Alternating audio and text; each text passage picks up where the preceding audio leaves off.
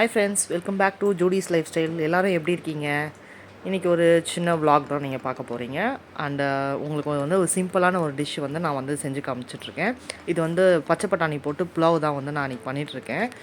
Thursday அன்றைக்கி எடுத்த vlog இது.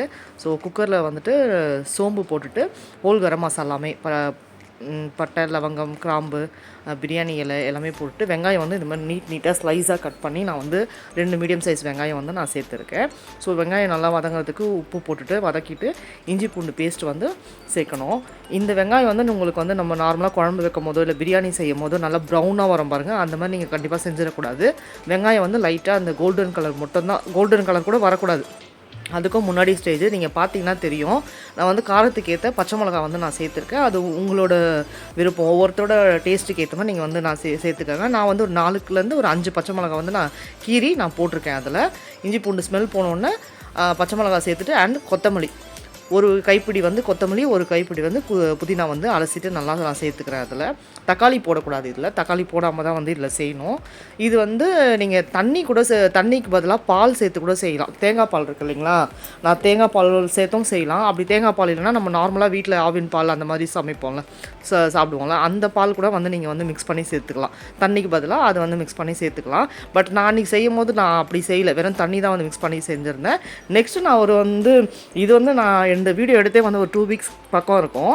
அதுக்கப்புறம் ஒரு வாட்டி நான் செஞ்சுருந்தேன். அது வந்து நான் பால் ஊற்றி செஞ்சுருந்தேன். பட் டேஸ்ட் வந்து இதை விடவே இன்னும் நல்லா இருந்தது எனக்கு. நான் அது வந்து இன்னொரு நாள் போடுறேன். ஒன்றுமே இல்லை. இப்போ பார்த்தீங்கன்னா பட்டாணி வந்து நான் சேர்த்துட்டேன். இதில் பட்டாணி சேர்த்துட்டு கொஞ்சம் வளர்த்துட்டு இது பாருங்கள், இந்த கிளாஸில் தான் நான் வந்து அரிசி வந்து 1.25, அதாவது 1க்கு கொஞ்சம் எக்ஸ்ட்ரா தான் நான் போட்டிருந்தேன். ஸோ 1.25 தான் நான் தண்ணி விடுறேன். அதாவது ஒரு கிளாஸ் அரிசிக்கு 1.25 வந்து நீங்கள் தண்ணி விட்டால் போதுமான அளவு. அதாவது நான் சொல்கிறது குக்கரில் பாஸ்மதி ரைஸ் தான் நான் வந்து யூனிட்டி ரைஸ் வந்து எடுத்திருக்கேன். அந்த பிரியாணி சமைப்பாங்க இல்லைங்களா, அவங்கெல்லாம் செய்வாங்க பாருங்கள், யூனிட்டி ரைஸ் எடுப்பாங்க. ஸோ நான் பாஸ்மதி எடுக்கலை, யூனிட்டி இது. ஸோ அந்த யூனிட்டி ரைஸ் வந்து எடுத்து நல்லா இதுவும் மெலிஸாக இருக்கும், நல்லா பிரியாணி எப்படி இருக்கும், நல்லா மெலிஸாக அந்த பதத்தில் தான் இருக்கும். ஸோ அது வந்துட்டு போட்டுட்டு நல்லா அந்த தண்ணி கொதித்த உடனே அரிசியை போட்டு அந்த சைடு எடுத்து வச்சுட்டு நான் வந்து குக்கர் போட்டு 2 விசில் தான் வந்து வச்சேன்.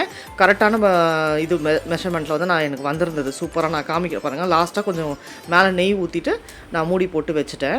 இந்த சைடு வந்து மீல் மேக்கர் கிரேவிக்கு வந்து ரெடி பண்ணிகிட்ருக்கேன். எண்ணெய் ஊற்றிட்டு சோம்பு மட்டும் போடுறேன். இதுக்கு நான் சோம்பு அண்ட் காஞ்ச மிளகா வந்து சேர்க்கணும் காரத்துக்கு. இதெல்லாமே வந்து வதக்கி அரைக்க போகிறோம் நம்ம எண்ணெயில். ஸோ காரத்துக்கு வந்து ஒரு 4 காஞ்ச மிளகா சேர்த்துருக்கேன், சோம்பு சேர்த்துருக்கேன் நான். ஸோ வெங்காயம், தக்காளி எல்லாமே வந்து போட்டு வதக்க போகிறோம். ஒரு 2 மீடியம் சைஸ் வெங்காயம் வந்து நான் எடுத்திருக்கேன். ரேண்டமாக கட் பண்ணிக்கலாம், ரொம்ப பொடிசாகவும் இல்லை மெலிசாகவும் கிடையாது, அரைக்க தானே போகிறோம். ஸோ அது வந்து வதங்கிறதுக்கு ஏற்ற மாதிரி நம்ம வந்து ஒரு ரேண்டமாக வந்து கட் பண்ணிக்கணும். அதை போட்டு நல்லா கொஞ்சம் இது பண்ணிவிட்டு தக்காளி வந்து நம்ம சேர்த்துக்கலாம். கொஞ்சோண்டு புதினா வந்து நான் சேர்க்குறேன். அதில் புதினா சேர்த்துட்டு தக்காளி வந்து போட்டு நல்லா அந்த கொஞ்சம் அது ஸ்மாஷ் ஆகிற வரைக்கும். இதுக்கப்புறம் வந்து பூண்டு வந்து நான் சேர்த்துருக்கேன். ஒரு 5 பல்லு பூண்டு வந்து நான் அதில் சேர்த்துட்டு அண்ட் அதுக்கப்புறமா வந்து தக்காளி வந்து சேர்க்கணும். தக்காளியும் வந்து ஒரு 2 மீடியம் சைஸ் தக்காளி வந்து நான் எடுத்திருக்கேன், ரொம்ப பெருசு கிடையாது. மீடியம் சைஸ் தக்காளி வந்து 2 பச்சை மிளகா வந்து நான் சேர்த்துருக்கேன், கீறிட்டு அதில் காரத்துக்காக சேர்த்துருக்கேன். ஸோ இதுலேயும் கொஞ்சம் ஸ்பைசஸ் வந்து இருக்கும். அண்டு நம்ம குழம்பு செய்யும் போதும் வந்து இந்த கிரேவி செய்யும் போதும் கொஞ்சம் மிளகாத்தூள் வந்து நான் சேர்ப்பேன். இப்போ இதுக்கு தேவையான உப்பு வந்து நான் சேர்த்துட்டு நல்லா வதக்கிட்டு லைட்டாக மஞ்சத்தூள் கொஞ்சோண்டு போட்டுட்டு வெறும் பிளெயின் மிளகாத்தூள், கார மிளகாத்தூள், இது முந்திரி வந்து நான் சேர்க்குறேன். ஒரு 10 பல் முந்திரி வந்து சேர்த்துக்கோங்க. அந்த திக்னஸ் கொடுக்கும் உங்களுக்கு, க்ரீமியாக அந்த ஸ்ட்ரக்சர் வந்து ரொம்ப நல்லாயிருக்கும். சாப்பிடும்போது இது வந்து சப்பாத்திக்குமே நீங்கள் சாப்பிட்டுக்கலாம். இந்த சைட் டிஷ் வந்து இந்த மாதிரி வெஜ் புலாவு அந்த மாதிரி வந்து டிஷ்ஷுக்கும் வந்து நல்லாயிருக்கும். குஸ்கா அந்த மாதிரிலாம் செய்கிறீங்கன்னா ரொம்பவே சூப்பராக ஆப்டாக இருக்கும் அந்த சைட் டிஷ்ஷு. ஸோ மஞ்சத்தூள் கொஞ்சோண்டு போட்டுட்டு ஒரு 1/2 ஸ்பூன் கிட்ட வந்து நான் மிளகாத்தூள் வந்து சேர்த்துருக்கேன். ஏன்னா மிளகாவும் நம்ம போட்டிருக்கோம். ஸோ மிளகாத்தூள் வந்து கொஞ்சமாக வந்து சேர்த்துட்டு கொஞ்சமாக தண்ணி ஊற்றி அந்த நல்லா அது வந்து பாருங்கள், இந்த அளவுக்கு நல்லா வதங்குற வரைக்கும் வெயிட் பண்ணி அதை வந்து எடுத்துன்னு போய்ட்டு நான் ஆற வச்சுட்டு அரைக்க போகிறோம். இப்போ வந்து ஃப்ரைட் ஆனியனுக்காக நான் வந்து இது வறுத்துட்ருக்கேன். ஸோ புலாவில் வந்து மேலே போட்டால் கொஞ்சம் நல்லாயிருக்கும், அதோடு சேர்த்து சாப்பிடும் போது நல்லாயிருக்கும். ஸோ இதை வந்துட்டு ஃபஸ்ட்டு ஹை ஃப்ளேமில் வறுக்கணும். நீட்டாக மெலிசாக போடணும். நம்ம பிரியாணிக்கு எப்படி நீங்கள் வந்து கட் பண்ணுறீங்களோ அந்த மாதிரி தான் போடணும். இந்த வெங்காயம் சும்மா நான் ஒரு வெங்காயம் கூட இல்லை, கம்மியாக தான் போட்டிருப்பேன். அது வந்து ஃபஸ்ட்டு ஹை ஸ்பீடில் வச்சு வறுத்துட்டு அண்ட் அதுக்கப்புறம் சிம்லேயே வச்சு நீங்கள் வறுத்திங்கன்னா தான் அந்த மொறுமொறுப்பு வரும் உங்களுக்கு. நல்லா அந்த ஃப்ரைடு ஆனியன் வந்து நல்லா மொறுமொறுன்னு வந்துடும். ஸோ அது வந்து வெஜ் புலாவில் போடும்போது பார்க்கும் போதே ஒரு வந்து அப்பிடேஷனாக இருக்கும், நம்ம சாப்பிட்றதுக்கும் நல்லாயிருக்கும், டேஸ்ட்டும் வந்து ரொம்ப நல்லாயிருக்கும் அதோடு சேர்த்து சாப்பிடும்போது. ஸோ அது வறுத்து எடுத்துகிட்டு அதுலேயே வந்து நான் வந்து மீல் மேக்கர் வந்து 65க்காக வந்து ஊற வச்சுருந்தேன். ஸோ இது வந்து ப்ரிப்ரேஷன் வந்து ஆல்ரெடி பண்ணி வச்சுருந்தேன். பெரிய பெரிய மீல் மேக்கர் வந்து நான் எடுத்திருக்கேன். ஸோ அது வந்து பசங்களுக்காக வந்து 65 மாதிரி போட்டு வறுக்கலாம் அப்படின்னு சொல்லி அது வந்து இப்போ போட்டுட்ருக்கேன். ஏன்னா அவங்களுக்கு கிரேவி வேணாம் ஸ்கூலுக்கு அப்படின்றவாங்க. வீட்டில் நான் கூட கிரேவி ஊற்றி சாப்பிட்டுப்பாங்க. ஸோ அதனால் அவங்களுக்காக வந்து 65 வந்து பண்ணிகிட்ருக்கேன். இது வந்து நீங்கள் இந்த 65க்கு வந்துட்டு 65 மசாலா ஆச்சி 65 மசாலா வந்து நான் சேர்த்துருக்கேன். அண்ட் இஞ்சி பூண்டு பேஸ்ட்டு, அரிசி மாவு, கொஞ்சமாக கார்ன்ஃப்ளவர் மாவு, கொஞ்சமாக உப்பு எல்லாமே சேர்த்து மிக்ஸ் பண்ணி நான் வந்து நல்லா அதை வந்து ஃபஸ்ட்டு நீங்கள் சுடு தண்ணியில் ஊற வச்சு அதை புழிஞ்சு நீங்கள் எடுத்துடணும் ஃபஸ்ட்டு. எடுத்துகிட்டு அதுக்கப்புறம் இந்த மசாலாலாம் போட்டு நல்லா ஊற வச்சிங்கன்னா அது நல்லா ஒரு 65 பதத்துக்கு நல்லா டேஸ்ட்டாகவே இருக்கும். அதாவது வெஜ்ஜு 65ன்னு வச்சுக்கோங்களேன் நீங்கள், அதை பேர் அந்தளவுக்கு நல்லாவே இருக்கும் அது. ஆனால் பட் நல்லா ஊறணும். நான் வந்து இது நைட்டே வந்து இந்த ப்ரிப்பரேஷன் வந்து நான் பண்ணி வச்சுட்டேன்.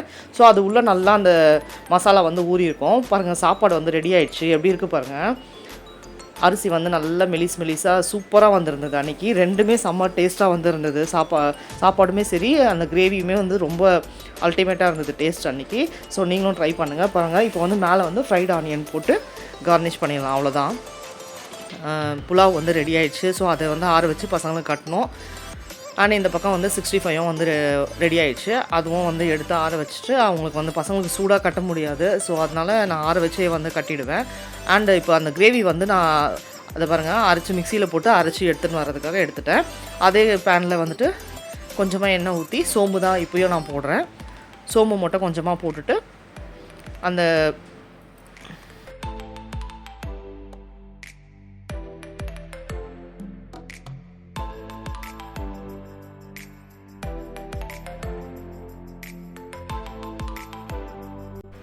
கொஞ்சமாக சோம்பு போட்டுட்டு ஒரு அரை ஸ்பூன் அளவுக்கு சோம்பு போட்டுட்டு வெங்காயம் வந்து பொடிசாக கட் பண்ணியிருக்கேன். இதுக்கு நான் இப்போது சும்மா ஒரு அரை வெங்காயம் போட்டுக்கோங்க, ரொம்ப வேணாம். ஆல்ரெடி நம்ம வெங்காயம் தக்காளியும் அரைச்சிருக்கோம் பேஸ்ட்டாக.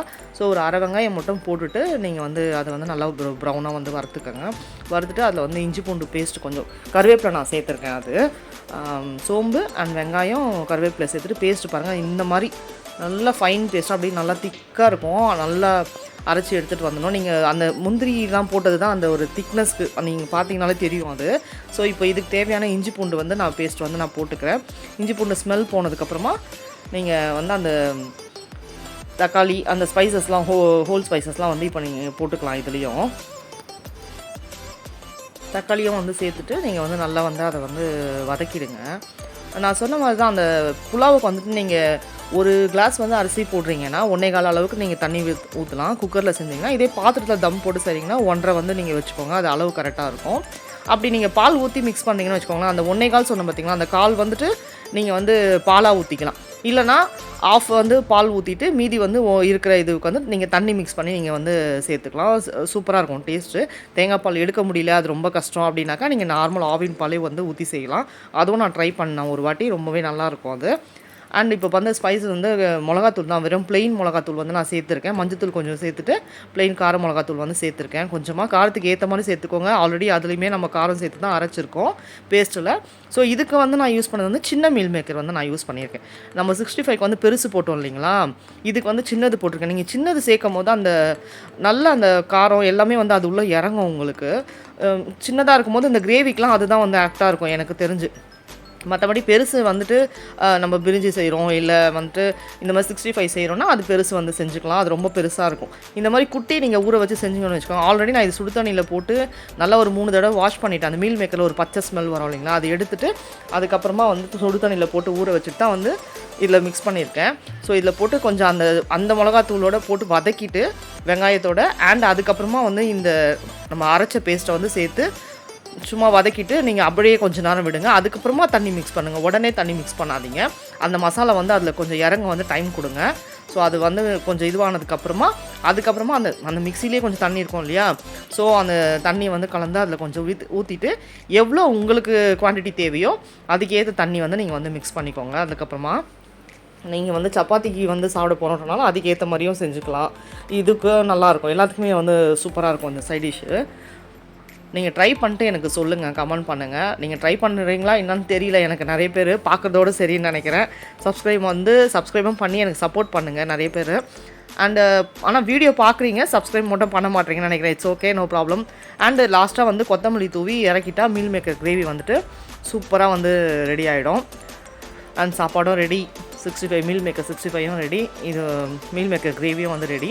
அண்ட் அவ்வளோதான். அதுக்கப்புறமா நாங்கள் வந்து நானும் ஹஸ்பண்டும் மொத்தம் சிறுவாபுரி வந்து போகலாம் அப்படின்னு சொல்லிட்டு, டியூஸ்டே வந்து போக முடியல, அதனால தேர்ஸ்டே வந்து போகலான்னு சொல்லிட்டு நாங்கள் வந்து வண்டி எடுத்தோம். வண்டி கொஞ்சம் ப்ராப்ளமாக இருந்தனால ஆட்டோலேயே போகலாம் அப்படின்னு சொல்லி முடிவு பண்ணி நாங்கள் ஆட்டோவில் வந்து கிளம்பிட்டுருக்கோம்.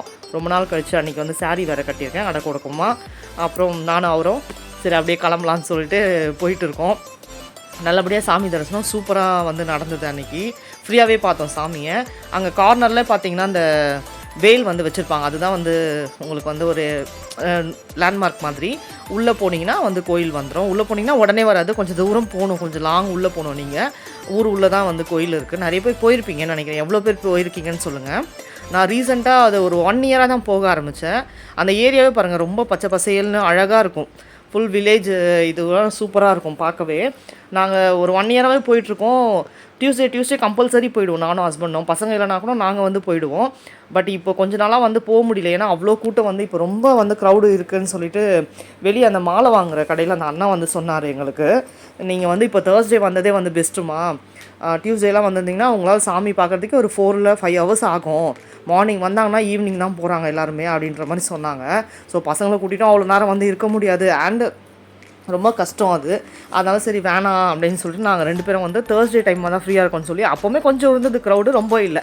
அதனால் போய் ஃப்ரீயாக சாமி பார்த்துட்டு வந்து வெளியே வந்து மாம்பழம் தான் வந்து ஹஸ்பண்ட் வாங்க சொன்னேன். ஸோ அவர் வந்துட்டு செலக்ட் பண்ணி வாங்கிட்டுருக்காரு. இந்த லைன்லாம் பார்த்தீங்கன்னா தெரியும். இது உள்ளே போய் தான் நாங்கள் வந்து போவோம். பாருங்கள், 100 ரூபா லைனுன்னு இருக்குது. ஆனால் 50 ரூபா இருக்கும், 50 ருபீஸ் இருக்கும். அண்ட் வந்து இது வந்து பொது தரிசனம், ஃப்ரீ தரிசனமும் இருக்குது. ஃப்ரீ தரிசனத்துலேயும் கூட்டம் எப்போவுமே எக்கச்சக்கமாக இருக்கும். இந்த லைன் மட்டும் உள்ளே போகாது. வெளியே வந்து இந்த கூடாரம் மாதிரி போட்டிருக்காங்க பாருங்கள், அங்கேருந்துமே வந்து லைன் வரும். இது வந்து பின்னாடி பக்கம் வரைக்கும் இப்போ போதுன்னு சொல்லிட்டு அவர் அந்த அண்ணா வந்து சொன்னார். அதாவது பின்னாடி வந்துன்னா பின்னாடி ஒரு ஆறு மாதிரி இருக்கும் அந்த இடத்துல. ஸோ அவ்வளோ லாங் வரைக்குமே வந்துட்டு லைன் வந்து நிற்கிதுமா இப்போல்லாம் அப்படின்ட்டு. நாங்களாம் வந்தோன்னா அந்த 100 ருபீஸ் போர்டு போட்டிருந்தது பாருங்கள், அது உள்ளே போயிடுவோம் நேராக. ஏன்னா அவ்வளோதான் இருக்கும் கூட்டம். சில டைம் இருக்கவே இருக்காது. நேராக உள்ளே போய்ட்டு சாமி பார்த்துட்டு வந்துகிட்டே இருப்போம்.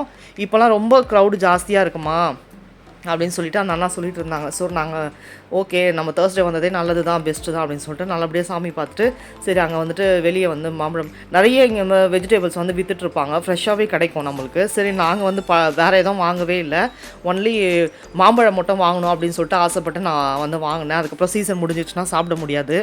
எங்கள் வீட்டில் நாங்கள் எல்லாருமே மாம்பழ பிரியர்கள். ஹஸ்பண்ட் அந்தளவுக்கு ரொம்ப விரும்பி சாப்பிட மாட்டார். நாங்கள் பசங்க நானும் ரொம்ப விரும்பி சாப்பிடுவோம். மாம்பழம்னா இந்த சீசன் தானே கிடைக்கும், அதுக்கப்புறம் விட்டால் ஒவ்வொன்றும் ஒவ்வொரு சீசனில் சாப்பிட்டா தானே. அதனால் சரி மாம்பழம் வந்து வாங்கிட்டு அண்டு நெல்லிக்காய் வந்து வாங்கியிருந்தார் ஹஸ்பண்டு. இல்லை ஒன்று ஸ்பெஷல்னால் நெல்லிக்காய் வாங்கி காசெல்லாம் கொடுத்து அந்த கடையிலே வந்து நெல்லிக்காய் அந்த பாட்டி அம்மாக்கிட்டே வந்து நெல்லிக்காய் விட்டுட்டு வந்துட்டோம். அவங்க மாம்பழம்லாம் கையில் கொடுத்தாங்க, நெல்லிக்காய் எங்கள் கையில் கொடுக்கவே இல்லை பொழுது. நாங்களுமே அதை கவனிக்கல. சரி டைம் ஆகிடுச்சு அப்படின்னு சொல்லிட்டு கடகடன்னு வந்து ஆட்டோவில் ஏறிட்டோம்.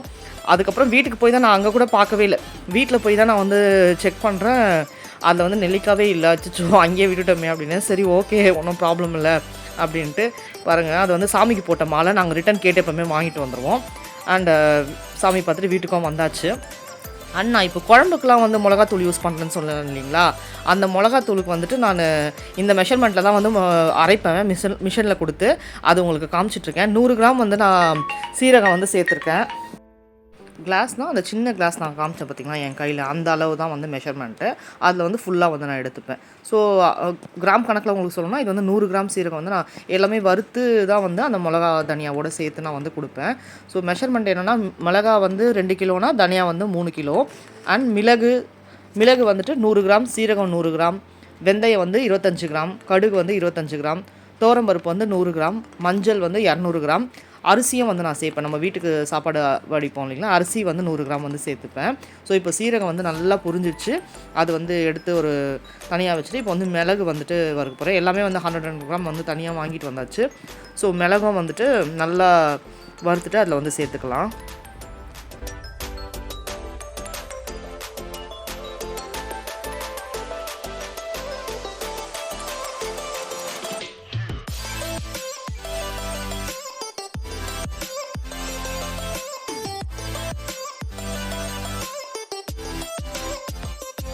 துவரம்பருப்பு தான் இப்போ வந்து நான் சேர்த்துருக்கேன்.